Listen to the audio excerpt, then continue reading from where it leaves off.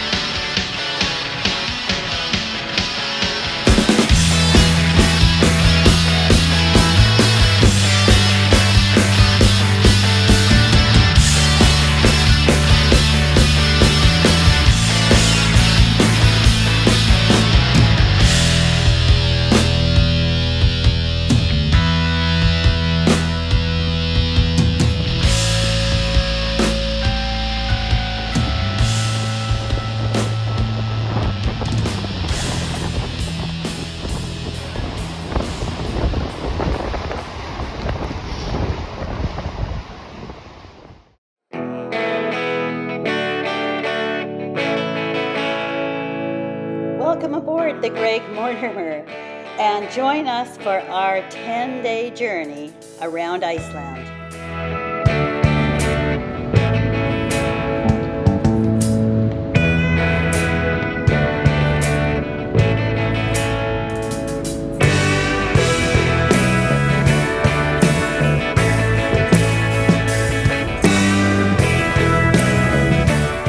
This is a pretty spectacular view we've got going here. Look at this. Blue sky too. Couldn't ask for anything more.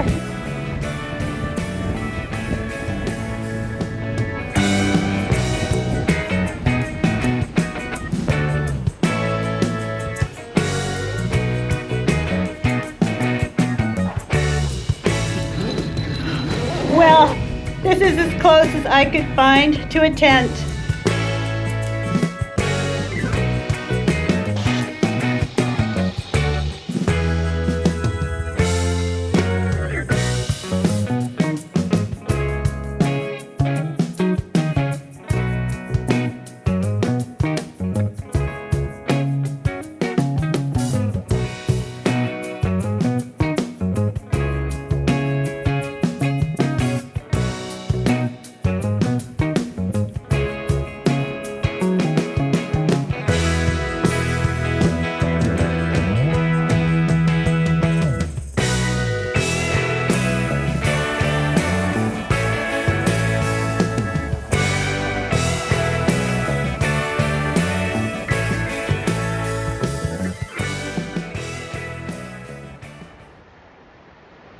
The first few days of our trip were focused on the Snæfellsnes Peninsula and the West Fjords, where we were all in awe of the overall scenery. And I was very, very fascinated with all the terrifically interesting volcanic rock formations that we saw.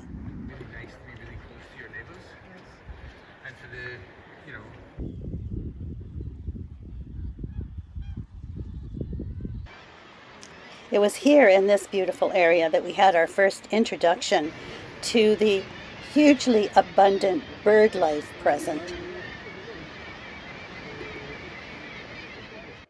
One afternoon we climbed this fabulous crater, And I must say it was a good hike, and I wasn't at all shy about accepting some of the help from the guides on the way up. But there was at the top a beautiful view, and it was really worth the effort. Coming down was a little bit dodgy, but I made it fine, and I managed without any help with that one.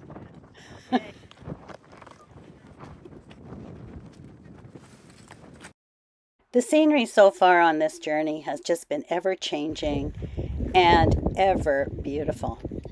From these beautiful pastures to the rugged volcanic mountains, the cones, the volcanic cones. Every time you could turn a corner, there's just something new and exciting to see.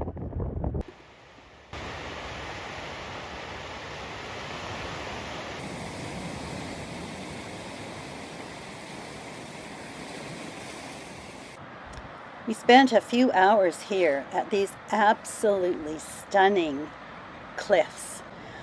I don't know when I'd seen anything quite like that. The definition, the sharp edges, it was really quite magical, and everybody really enjoyed themselves. And it was here that I saw my very, very first puffin.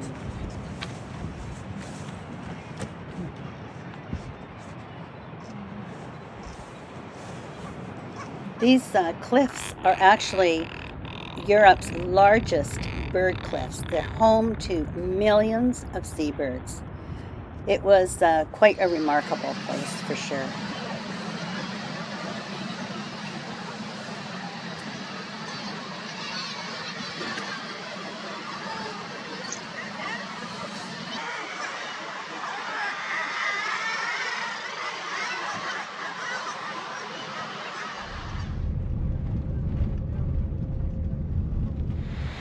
Later one afternoon, the ship put down anchor in front of this incredible waterfall, multi-tiered, just coming off the top of a cliff.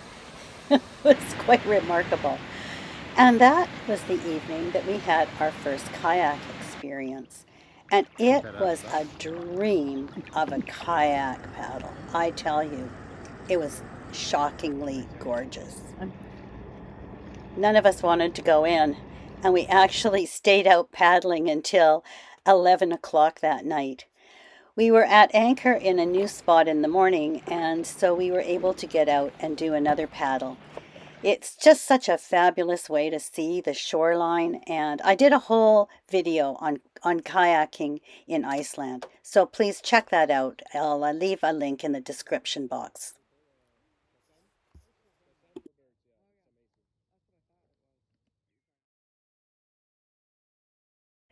We traveled by bus quite often, and this day the bus took us to the Gullfoss Falls, the waterfall of the gods. I am sorry, Icelanders, for my mispronunciation of your most gloriously complicated words.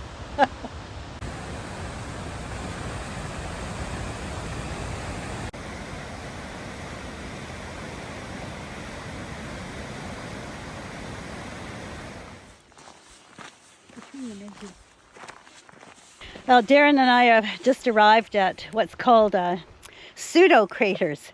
They don't have a root, so they're not an active part of any volcano. They're a result of the way when the lava was hot and it was rolling over the water boiled and erupted, I guess, like big boiling bubbles of soup in your pot. The action of all of that created these volcanic crater shapes, but they aren't actively or never were actively craters. But what's also very interesting here is they are absolutely millions and millions of midges. But evidently they don't bite. They just fly up your nose and in your mouth and in your ears.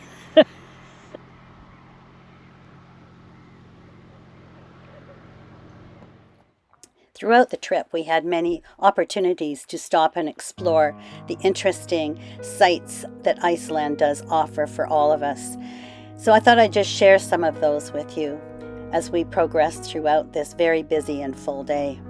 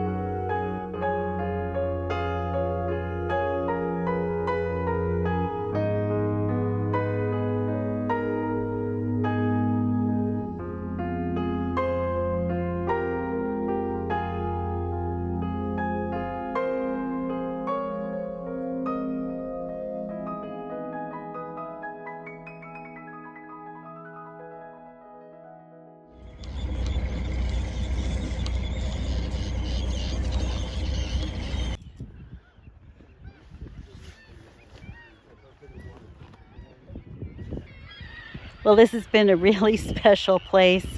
I've just been quietly going along this cliffside, sitting down so I don't disturb them too much, and seeing how close they'll come. And they came fairly close. It was very interesting to watch. What an amazing experience just to be sitting on a cliffside with a few thousand puffins.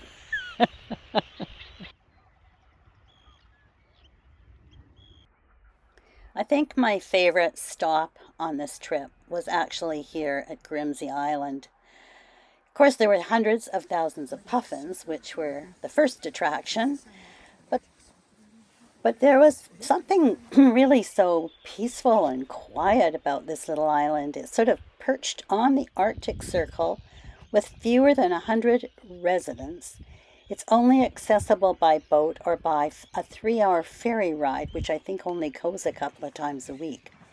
And it's just completely exposed to the weather and has only nature for company. It's really quite remarkable that people continue to live here.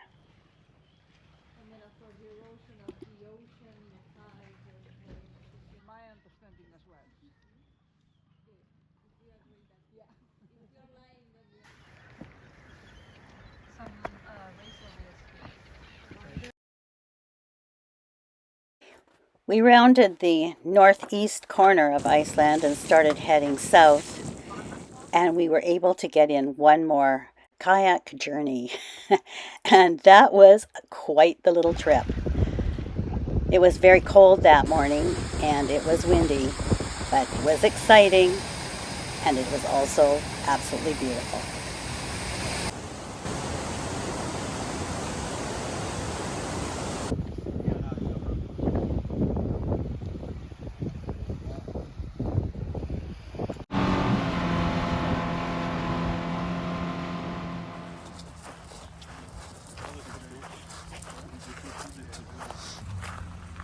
We visited the home of Europe's largest glacier, and while we were there, we had the opportunity to go out in a boat, an amphibious boat, so that we could get some closer looks at these glaciers.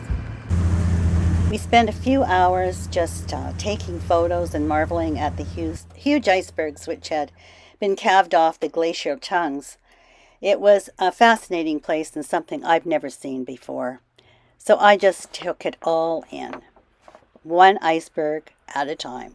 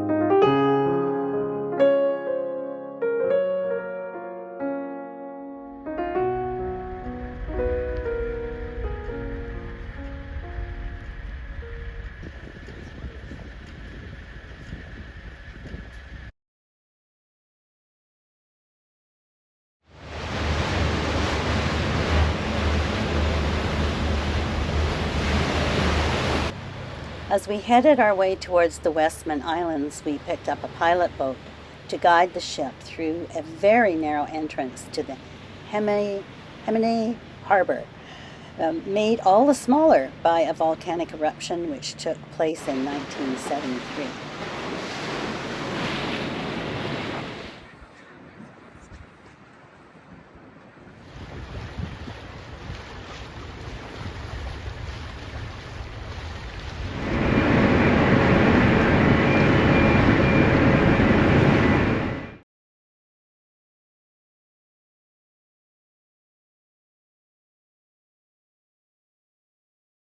Some of the people went and visited another puffin colony, while others chose to climb up the volcano crater that caused this massive eruption in 73.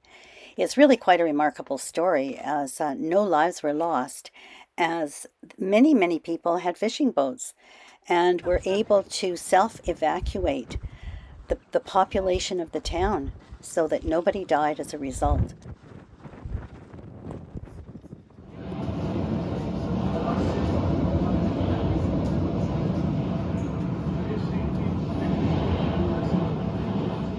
There was also some time to visit a museum that was fairly new, which had really recounted well the catastrophic history of this island and the resilience of the people.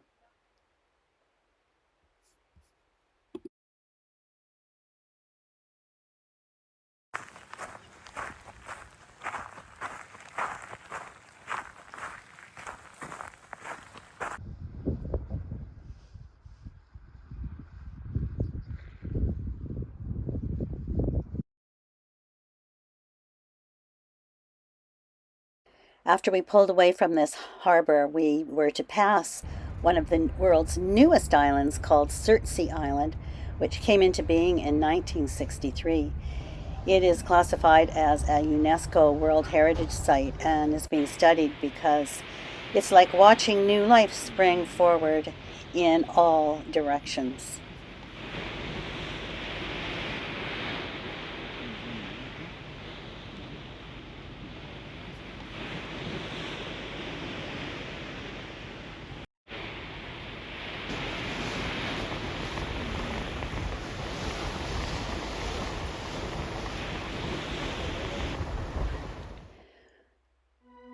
After that, we headed towards Reykjavik, our destination for the morning. So farewells were said and memories stashed away in our hearts and minds, and I felt like I'd been removed from my life and transplanted to another world, which indeed I do think I had been.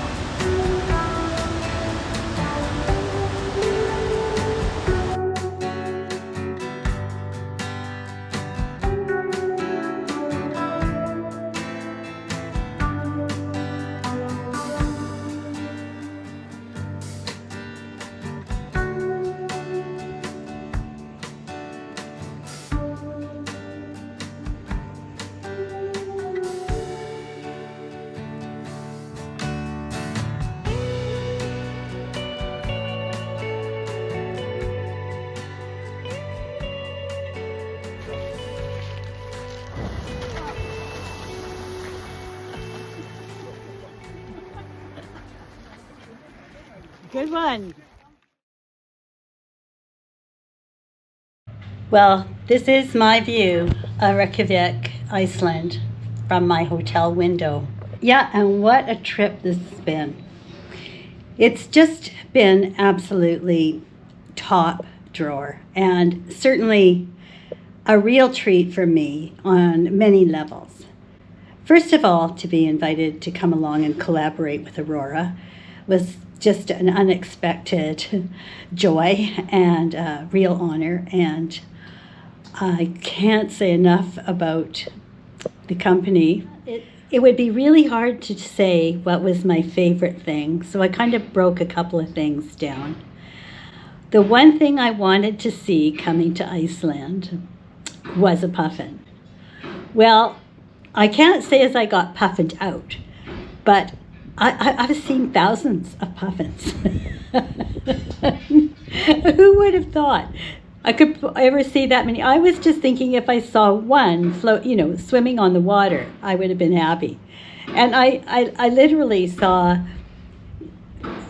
hundreds, thousands of puffins, and they had their shiny beaks, and they were right into building their nests. It was the total perfect time to come. I think my favorite activity on the ship was kayaking. Now, I think we only did go kayaking 3 times, but it still was wonderful. And the little group of people that I was kayaking with, paddling with, and the 2 guides, we just formed quite a cohesive little group of people, for all perfect strangers. And everybody was so supportive of one another, and the guides were absolutely fabulous. And they are so skilled at managing a group of unknowns, and that's what we were to them, as a group of unknowns. And they just handled all of us so well, and we all felt really comfortable with one another, and there was a great support.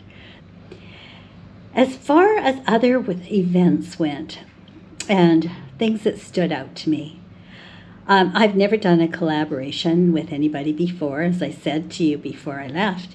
When this invitation from Aurora came up, it was quite an overwhelming invitation to me. And I wasn't quite sure how I was going to handle it. I'm still not 100% sure how I did handle it. But my favorite part of the trip, besides the food and the cappuccino latte maker and the great service of all of the staff, I think my favorite was meeting the guides, who were basically all from Iceland. And my hat's really off to Aurora for hiring people, local guides on this trip, who were very much Icelanders. And they shared some of their stories and shared a little about themselves. I think my best memories of traveling have always been the people that I've met. And also I met so many wonderful people who were guests aboard the ship. But there were people here from Europe and Britain, and there was just a wide variety of people. And the staff, they were all so fabulous, polite, welcoming, and they all came from different countries. I really love that international flavor. But certainly for me, meeting the Icelanders was the top of, to me, that was the top. Because coming to a country, it's always wonderful to meet somebody from that country. And they told me, if I asked questions about Iceland and the life and what it was like here, I was met with wonderful stories and sharing and open, honest people. It's no wonder they're in the top happiest people of the world with the surveys that are done on who are the happiest people in the world. Resilient, strong, people filled with humor. I love that they have humor, and they were just so open and welcoming, genuinely. So thank you to all the Icelanders who welcomed us here in their country, even though we were aboard a ship. And the people in town, everybody has been lovely. Overall, it was an amazing experience. I doubt that I'll have the opportunity to do anything like this again. But to do it once in my life was a real honor, a real privilege, and I realize how very fortunate I am to have experienced this. And I really hope that you've got something of a taste of what it was like for me and Darren aboard the ship and the different experiences we had. It was a lot of fun, but I'm ready to go home. But it was 2 thumbs up for sure. I'll see you on the next one. I bet it's going to be back on Vancouver Island. See you there.